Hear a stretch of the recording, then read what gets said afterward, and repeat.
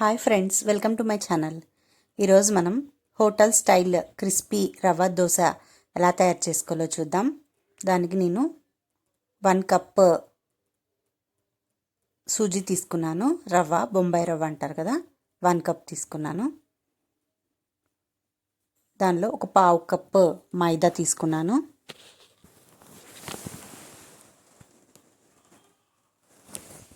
అలాగే ఒక half cup బియ్యపిండి, రైస్ ఫ్లోర్.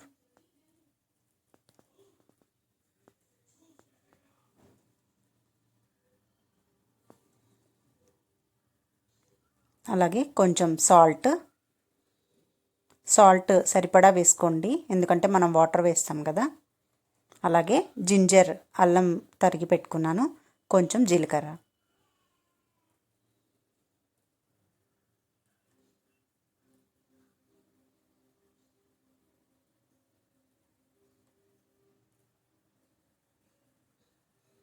ఇవన్నీ వేసి ఒకసారి కలిపేసుకుందాం. ఈ పిండి మొత్తం ఒకసారి కలుపుకుందాము. సాల్ట్, అల్లం అండ్ జీలకర్ర. ఇందులో కావాలంటే మీరు కొంచెం మిరియాల పొడి కూడా యాడ్ చేసుకోవచ్చు.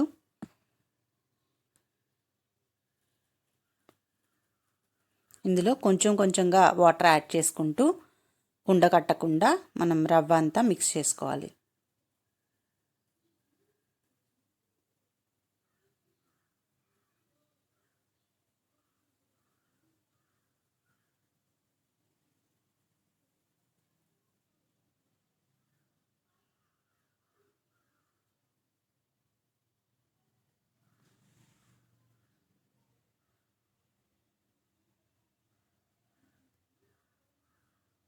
ఇలా కొంచెం వాటర్గా ఉండేట్టే మిక్స్ చేసుకోండి.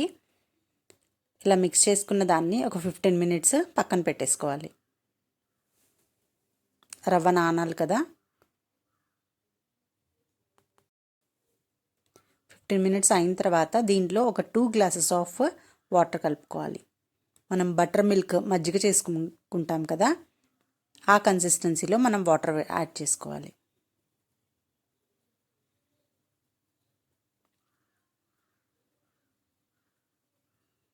చాలా పల్చగా ఉండాలి.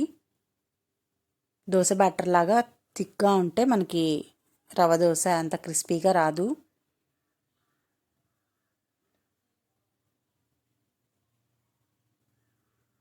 ఈ కన్సిస్టెన్సీలో ఉండాలి.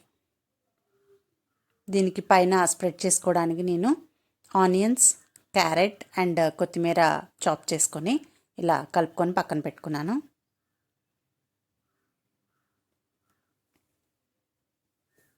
ఇప్పుడు దోశ ప్యాన్ తీసుకొని దానిలో ఈ బ్యాటర్ ఏదైతే ఉందో జస్ట్ స్ప్రెడ్ చేయకుండా దానిలో పోసేయాలి.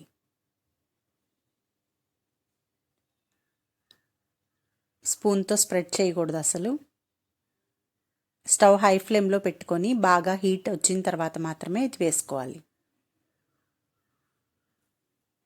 ఇది హై ఫ్లేమ్లోనే ఉంచండి.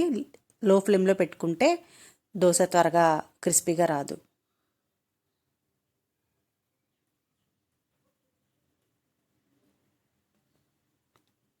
కొంచెం ఉడికిన తర్వాత దీనిపైన మనం క్యారెట్ అండ్ ఆనియన్స్ ఏవైతే చేసుకొని పక్కన పెట్టుకున్నామో అది స్ప్రెడ్ చేసుకుంటున్నాను.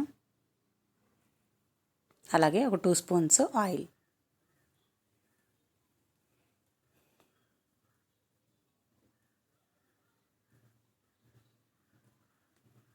ఇది కాలటానికి ఫ్రై అవటానికి కొంచెం టైం పడుతుంది. హై ఫ్లేమ్లో ఉంచుకొని మాత్రమే దీన్ని ఫ్రై చేసుకోవాలి. మీకు కింద కలర్ మారినట్టు తెలుస్తుంది కదా. ఇది సెకండ్ సైడ్ ఫ్లిప్ చేసుకోకండి. నార్మల్ దోశ అయితే ఫ్లిప్ చేసుకోవచ్చు, నార్మల్గా అయితే అవసరం లేదు. ఇది నా ప్యాన్ ప్రాబ్లం వల్ల, దోశ ప్యాన్ ప్రాబ్లం వల్ల అలా స్టిక్ అయింది. దోశ రెడీ అయిపోయింది. ఇది సర్వింగ్ ప్లేట్లోకి తీసేసుకుందాం. అలాగే ఇంకొక దోశ వేసుకుందాం. ఇది కూడా జస్ట్ గరిటెతో దాని మీద వేసుకోవాలి బ్యాటర్. అంతేగాని స్పూన్తో అసలు స్ప్రెడ్ చేయకండి.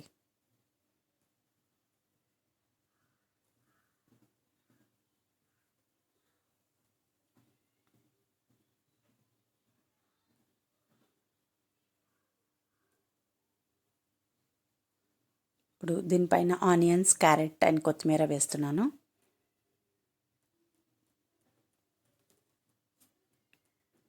అలాగే ఒక 2 స్పూన్స్ ఆయిల్ వేసుకుంటున్నాను.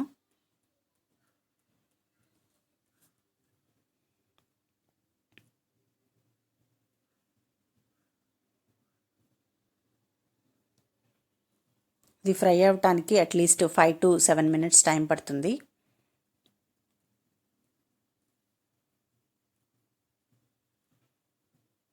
చూసారా,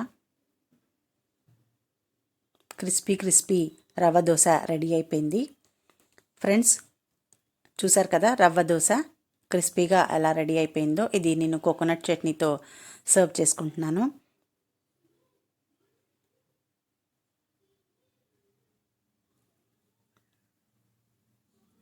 ఇన్స్టెంట్గా త్వరగా ఈ దోశ రెడీ అయిపోతుంది. మీకు కనుక ఈ రెసిపీ నచ్చినట్లయితే లైక్ చేయండి, షేర్ చేయండి అండ్ తప్పకుండా సబ్స్క్రైబ్ చేయండి. Thank you for watching friends. Bye bye.